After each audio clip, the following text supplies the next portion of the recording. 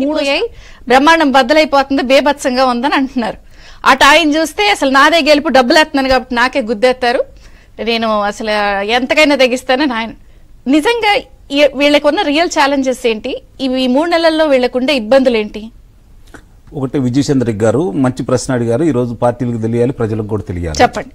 ఇప్పుడు 2003 నిజంగానే తెలుగుదేశం పార్టీకి జనసేనకి చాలా 2023 జనసేన పార్టీకి తెలుగుదేశం పార్టీకి కూడా మంచి శుభపరిణామం.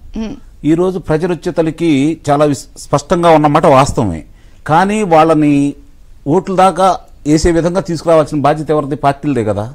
దాని గురించి వీళ్ళు ఎంత శ్రమ పడుతున్నారు ఏంటనేది కనుక ఒకసారి కనుక మనం చూసుకుంటా ఉంటే క్షేత్రస్థాయిలో ప్రజలు ఈ రోజు వీళ్ళు అనుకున్నంత విస్పష్టమైన మెజార్టీ ఇస్తారా లేదా అనేది తీసి పక్కన పడేస్తే ప్రజలకు ఒక అవగాహన వచ్చిన మాట మాత్రం చాలా స్పష్టంగా మనకు అర్థమైపోతా ఉంది. ఈ రోజు వాళ్ళు ప్రజలు ఈ 2 పార్టీల గురించి ఏం కోరుకుంటున్నారు అంటే, ప్రజా సమస్యల గురించి మీరు మాట్లాడుతున్నారు, ఓట్లు వేయడానికి మేము సిద్ధంగా ఉన్నాము, క్షేత్రస్థాయిలోకి మీరు ఎంత దగ్గరగా వస్తే మాకు మేమంత చేస్తామనే నిర్ణయానికి ప్రజలు సిద్ధంగా ఉన్నారు. ఇక్కడ విజయచంద్ర గారు ఒకటి గుర్తుపెట్టుకోండి, ఇప్పటి వరకు భారతదేశ వ్యాప్తంగా కావచ్చు, ప్రపంచవ్యాప్తంగా కావచ్చు, అధికార మార్పిడి జరగాలని రాజకీయ పార్టీలు భావించినాయి.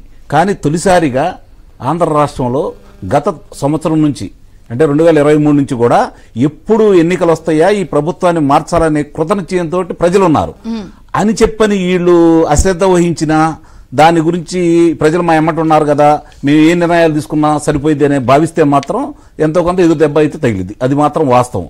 ఇప్పుడు ఆ ఎందుకు అంటున్నాను అంటే, అతను మంచో చెడో ఒక రాజకీయ నాయకుడిగా ఒక నిర్ణయాలు తీసుకుని ముందుకెళ్ళిపోతా ఉన్నాడు, వేగంగా ఉంటున్నాడు, అభ్యర్థులను మారుస్తున్నాడు, కొత్త అభ్యర్థులను పెడతానంటున్నాడు. ఇక్కడ అర్థం కావాల్సింది ఏంటంటే అతను కూడా తల్లి లేదు, చెల్లి లేదు, అభ్యర్థి లేదు, సొంత లేదు, రేపు పొద్దున ఏమవుతుందంటే ఇప్పుడు అభ్యర్థులు మారుస్తున్నారు.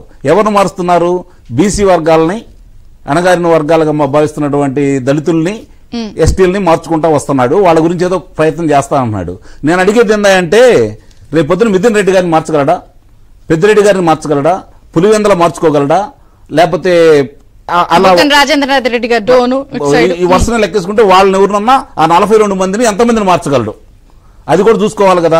ఇప్పుడు వీళ్ళు చూసుకోవాల్సింది ఏంటంటే, తెలుగుదేశం పార్టీ వాళ్ళు కావచ్చు, లేకపోతే జనసేన పార్టీ వాళ్ళు కావచ్చు, జనసేన పార్టీ వాళ్ళకు ఒక స్థిర నిశ్చయంతో ఉన్నారు. ఎందుకంటే వాళ్ళు ఈ రోజు గతంలో వాళ్ళు పనిచేసిన అభ్యర్థులు లేరు, వాళ్ళ మీద వ్యతిరేకత లేదు, వాళ్ళు ప్రశ్నించే విధానం కూడా కొత్తగా ఉంటుంది కాబట్టి వాళ్ళకి అన్ని సానుకూలం ఉంటాయి. అందులో ఎలాంటి సందేహం కూడా లేదు. నిస్సందేహంగా కూడా వాళ్ళు అలాంటి అభ్యర్థులే పెడతారని కూడా నేను భావిస్తాను. ఇక్కడ ఏం జరుగుతుందంటే, విజయచంద్ర గారు ఈ రోజు ఒక వర్గం కాకుండా, ఒక కులం కాకుండా, ఒక మతం కాకుండా, ఒక ప్రాంతం కాకుండా అందరూ తిరగబడి ఉన్నారు. అందరూ అసహించుకుంటున్నారు ఈ ప్రభుత్వాన్ని. ఈ ప్రభుత్వం చేసే అనాగరిక చర్యల వల్ల రాష్ట్రం ఎంత అధోగతి పాలైందో చాలా స్పష్టంగా అర్థమైపోయింది. ఆ రోజు మీరు నాకు 25 మంది లోక్సభ సభ్యులను ఇవ్వండి, మెడలో ఉంచి మా ప్రత్యేక హోదా తీసుకొస్తానంటే యువత నమ్మారండి. ఆ రోజు యువతకు ఏం చేశారో అన్ని చేసినా కూడా స్కిల్ డెవలప్మెంట్ కార్పొరేషన్ ద్వారా కావచ్చు, వాళ్ళ యొక్క తర్ఫీదు ఇచ్చేసి 2,13,000 మందికి ఉద్యోగాలు ఇప్పించే వాళ్ళని తర్ఫీదు చేసిన తర్వాత 72,000 మందికి మంచి మంచి సంస్థల్లో ఉద్యోగాలు వచ్చిన తర్వాత, పరిశ్రమలు వచ్చిన తర్వాత, మరి ఇందాక మీరు అన్నారు డబ్బులు దాని గురించి, ఆ రోజు పసుపు కుంకుమ కింద 10,000 పడ్డాయా? కాబట్టి ఇవన్నీ వీళ్ళు స్పష్టంగా అర్థం చేసుకోవాల్సింది ఏంటంటే, ఈ రోజు 108 నియోజకవర్గాల్లో జరిగిన 2023లో 108 నియోజకవర్గాల్లో జరిగింది. వాళ్ళకుండా ఎంతమంది? 11 మంది. ఆ 11 మంది ఉన్నా కూడా మిగిలిన 97 మంది వాళ్ళైనా కూడా చిత్తుగా ప్రజలు ఓడిచ్చారు. అంటే ఇక్కడ ధన ప్రభావం లేదు, అలాగే ప్రాంతీయ తత్వం లేదు. ఎందుకంటే అక్కడ 3 రాజధానులను ప్రకటించాడు కదా, అక్కడే జరిగింది కదా. కాబట్టి అర్థం చేసుకోవాలంటే మంచి అభ్యర్థులు ముందుకు తీసుకెళ్లాలి.